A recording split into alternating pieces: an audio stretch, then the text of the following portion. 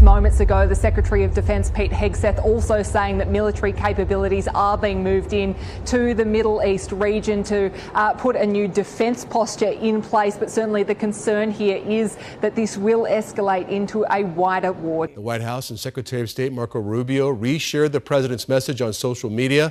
Tehran, again, home to over 9 million people. So, of course, this is breaking news, and this makes you think that another attack from Israel may be imminent on that very large city. The city of Phoenix, about 5 million, something like that. So it's about twice the size of Phoenix. Have you heard any signals or seen any messages from intermediaries that Iran wishes to de-escalate the conflict? Yeah. What have you heard? What have you heard from the Iranians? They'd like to talk, but they should have done that before. I had 60 days, and they had 60 days, and on the 61st day, I said, we don't have a deal. They have to make a deal, and it's painful for both parties, but I'd say Iran is not winning this war, and they should talk, and they should talk immediately before it's too late. And what would you say, in your opinion, what would it take for the U.S. to get involved in this conflict militarily? I don't want to talk about it. And we are just getting this in and want to bring it to you. It is the president's latest Truth Social. We now have complete and total control of the skies over Iran.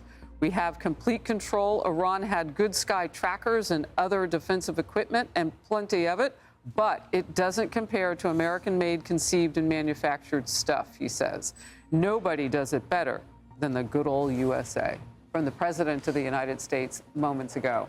All eyes are on him in the White House right now and what the next moves in the conflict will be as it's starting to escalate again and again in the Middle East. New video showing a series of Israeli airstrikes across western Iran. And perhaps that's exactly what President Trump was talking about, controlling that airspace. Those Israeli strikes have taken out dozens of missile launch sites and radars that are spread across the western region there. This is outnumbered. I'm Harris Faulkner here with my co-hosts Kayleigh McEnany and Emily Compagno. Also joining us today, Molly Hemingway, Fox News contributor, and Griff Jenkins, Fox News national correspondent.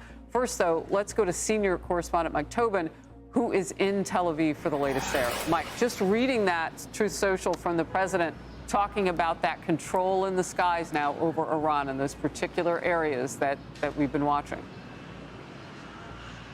And what he's talking about is the fact that the Israeli fighter jets have been able to do what they want in Iranian airspace. They've been busy over western Iran today. Israel says that they took out dozens of surface-to-surface missiles. Those are the kind of things that Iran has been firing here in the direction of Tel Aviv and greater Israel. They also claim that they have taken out surface-to-air missiles and radar installations. The Israelis, in line with what President Trump is saying, have said that they have degraded the Iranian air defenses to such an extent that they have air superiority, meaning they can do whatever they want in Iranian airspace. And Israel's defense minister says more significant targets in Iran will be struck today, and maybe we'll learn about those in the coming hours. He also warned the Grand Ayatollah Ali Khamenei that if he continues to fire missiles at Israel, he could very well meet the same fate as Saddam Hussein. I warn the Iranian dictator from continuing to commit war crimes, firing missiles at Israeli citizens. He should remember what happened to the dictator in the country neighboring Iran, who took this path against the state of Israel.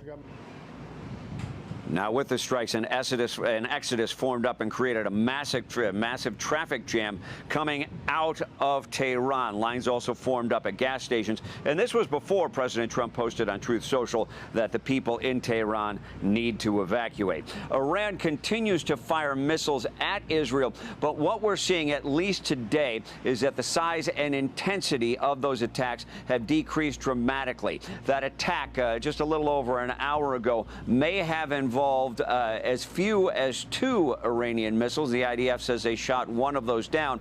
Earlier this morning, we saw an attack involving some 20 Iranian missiles. 4 of those got through and hit just north of Tel Aviv, resulting in no injuries. But you compare that to previous days in which hundreds of missiles and drones were fired at Israel. Harris? Mike, you may know the name Yadlin. He is the former Israeli intelligence head for the military in Israel. And what General Yadlin told me last hour was that, yes, they have dramatically, decreased the number of missiles coming in. They're looking for some help. It could come in the form of a friend. We don't know. He said they could just be resetting at this point, so they're keeping all eyes to the sky. They're acting like, this is the conflict that it is. Well, certainly. But all we can go on right now is what we're seeing. We saw those massive missile barrages coming in previous days, and the numbers are dramatically down today, resulting in no injuries. And in fact, what an Israeli military official told me earlier today is that the attacks just haven't been impactful. All right. Well, thank goodness for that. Mike Tobin, thank you very much. The president is back in the United States after cutting short his appearance at the G7 summit in Canada. President Trump has told Iran to tread carefully and not to lay a finger on U.S. troops or innocent civilians in the Middle East. He also doubled down on his belief that a nuclear Iran needs to remain off the table. Trump posted this on Truth Social. We started here. Iran should have signed the deal. I told them to sign. What a shame and waste of human life. Simply stated, Iran cannot have a nuclear weapon. I said it over and over again. Everyone should immediately evacuate Tehran. Meanwhile, more than 300,000 people have been warned to evacuate the capital city of Iran. As Israel's Operation Rising Lion only intensifies at this point, videos showing long lines of cars fleeing the city, and we know that gas stations were bumper to bumper as people were trying to fuel up. Trump told reporters that he wants peace and he wants the bloodshed on both sides to cease. What was the thinking on the call for Tehran to evacuate? Is there a threat or is there incoming? What was the thinking on the full evacuation? I want people to be safe. And that's always possible. I think like that could happen. I just want people to be safe. What specifically is better than a ceasefire? What are you looking for here? An end. A real end, not a ceasefire. An end. So something that will be permanent. Or giving up entirely. Is that okay too? Are you close there? Is that possible? Is that possible in the next 24? Why not? Certainly possible. Complete give up. That's possible. The cities have been blown to pieces and we've lost a lot of people. They should have done the deal. I told them, do the deal. So I don't know. I'm not too much in a mood to negotiate now. Molly, your reaction? Well, it's been such a dramatic, interesting couple of days here. But I think one thing that was interesting was that President Trump reminded people, he said repeatedly, Iran cannot be trusted to have nuclear weapons capabilities. He has not been ambiguous about it. He said it over and over again. And I think people are pretty happy with how things are going thus far. They're also understandably worried about this becoming yet another regime change war in the Middle East, which nobody voted for. But it's why it's good to hear what the president has to say. And he seems to be, he's earned a bit of credibility because of how he's handled so many conflicts in the past. And so I think that's why so many Americans are feeling okay about it thus far. And to the point that you're making, the Vice President, J.D. Vance, posted this just a very few minutes ago. It's a lengthy post, and Griff, I'll just drill down on it. That decision, what you're talking about, whether or not we would get involved with Israel, ultimately belongs to the president. And of course, people are right to be worried about foreign engagement after the last 25 years of idiotic foreign policy. But I believe the president has earned some of the trust on this issue, just what you were saying, credibility. But I believe the president has earned that. And having seen this up close and personal, I can assure you that he is only interested in using the American military to accomplish American people's goals. Whatever he does, that is his focus. Griff. Yeah, and that last point, I think, is really important because while we're hearing in the Israeli media that regime change may be on the table, obviously the Ayatollah is thinking, well, wait a minute, if it's existential for my future, then maybe I've got to get to the negotiating table and do a deal. But President Trump, the tell is where Molly puts it. No matter what, Iran can't have a nuke. And we know in that one site, Fordo, where they have uranium under a mountain, there's only one weapon that can do it. It's a massive ordnance penetrator, the GBU-57. It's a 30,000-pound bomb that could take that out. The Israelis don't have it, and they don't have the planes that can fly it. Only B-2 bombers can fly that and carry a bomb that big. And so that would mean American pilots flying American planes with American bombs. That's the stakes in what I think Politico is right. This is a moment of truth for President Trump. Ultimately, I think the president wants to see simply Iran without a nuke and some peace come. But the fact that we now know through Mike Gray reporting that Israel has air superiority over Iran, it's really boxed Khamenei in to really make some tough decisions. Yeah, and the president putting that out on his Truth Social as we were coming to air, too, that they've got that air superiority. Kayleigh, you've been with this president in his first term when he was making decisively moves and military in mind. What do you make of the moment that we're in right now? We're in a moment where very big decisions are afoot. You can read that in his tweets that you just displayed. Big, world-changing, life-changing, once-in-a-generation decisions are being made in the Situation Room as we speak. And I think it's very important to say that America first does not mean let's be Neville Chamberlain. America first sometimes means acting with strength on behalf of American interests. And when you look at what we've gotten in talking to Iran, not for 60 days, we've talked to Iran for nearly 5 decades, nearly half a century. Right. Guess what that has gotten us? Talking to Iran has gotten us American hostages, some of whom have been killed. Talking to Iran got us 609 dead American troops at the hands of Iranian proxies in Iraq. Talking to Iran got chance of death to America. Talking to Iran got an assassination threat against President Trump. Trump doesn't talk. He's a man of action. Biden talks. Biden says don't. And what did don't get us? It got us 2 global wars, and it got us the fall of a country. President Trump, who I had the pleasure of seeing make these decisions in real time, acted. He killed Soleimani. People said that was audacious. He killed al-Baghdadi. He went into Syria when it necessitated it, and they used chemical weapons. He is a man of action. He has earned the trust of the American people.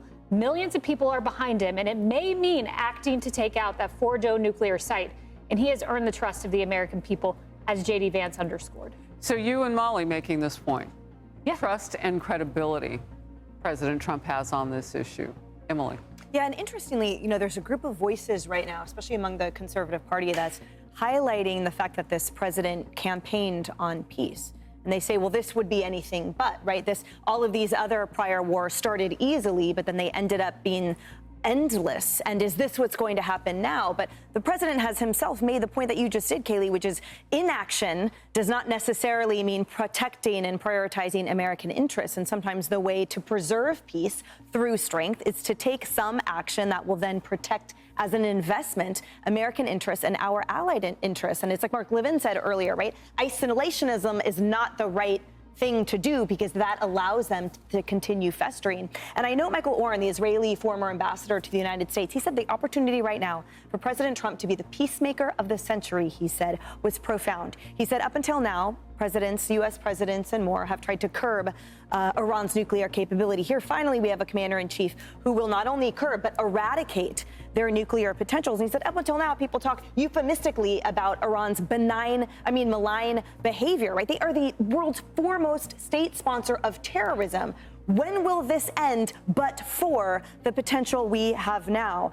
And I think it bears worth repeating as well. The sovereignty of the neighboring countries, their silence right now, many who have been up until now anti-Israel and anti-Semitic that are now quiet because they are relieved and they are hopeful at the potential for Iran to not only have their nuclear program ended, but for potentially the failure of the Islamic Republic, supported by Iran's youth and more. That would be, again, the peacemaking deal of the century. And I think it's also true, though, I think it needs to be reminded that these things can quickly spiral out of control. That's right. And regime change is incredibly destabilizing. A regime change in Iran would make Iraq and Afghanistan look like a cakewalk. And the American people are not getting over that, and they do not want to get embroiled. And so you have to be cautious and prudent as well. As you bring that up, I appreciate VP Vance's social media and the president so much more just giving us an inside view of this, because mission creep is what you're talking about. We go in with one indication of mission, and then we just creep our way away from it for years, and the American public will say no to that. Can I just add one last thing, and that is, Kayleigh was talking about Biden. Take stock. It was June of last year that President Biden was at the G7 in Italy, and he wandered off into a field. Now we have President President Trump, who is leaving the G7 early with the weight of the world and the safety and security of the world on his shoulders. And guess what? Definitely not lost in the jungle. 3 American troops killed in Jordan at the hands of Iran because of words instead of action under Biden. That was last year.